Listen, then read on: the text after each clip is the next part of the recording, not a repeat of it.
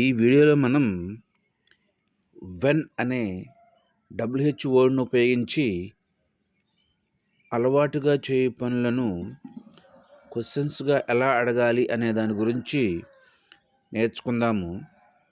When అంటే ఎప్పుడు, కాలమును గురించి అడిగేటప్పుడు వెన్ అనే డబ్ల్యూహెచ్ వర్డ్ను ఉపయోగించి క్వశ్చన్స్ని అడగాల్సి ఉంటుంది.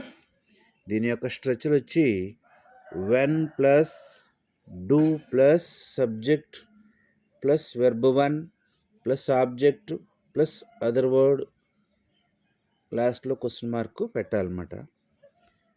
వెన్ దీన్ని డబ్ల్యూహెచ్ క్వశ్చన్ వర్డ్ అంటాము, అంటే ప్రశ్నార్థక పదము. ప్లస్ డూ ఇది హెల్పింగ్ వెర్బ్ అంటే సహాయక క్రియ.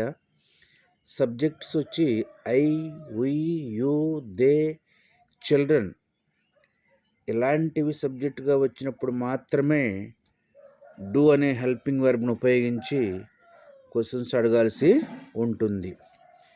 ప్లస్ వెర్బ్ వన్ ఫామ్స్ ఎలా ఉంటే తెలుసు కదా మనకి.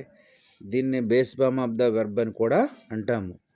టేక్, లెర్న్, టీచ్, ఆస్క్ ఇలాంటి ఫామ్స్ అన్నిటినీ వెర్బ్ వన్ అని అంటాము. వెన్ డూ యూ రీడ్ నీవు ఎప్పుడు చదువుకుంటావు. అట్లాగే వెన్ డూ దే కమ్ వారు ఎప్పుడు వస్తారు. వెన్ డూ యూ వేకప్ నీవు ఎప్పుడు నిద్రలేస్తావు.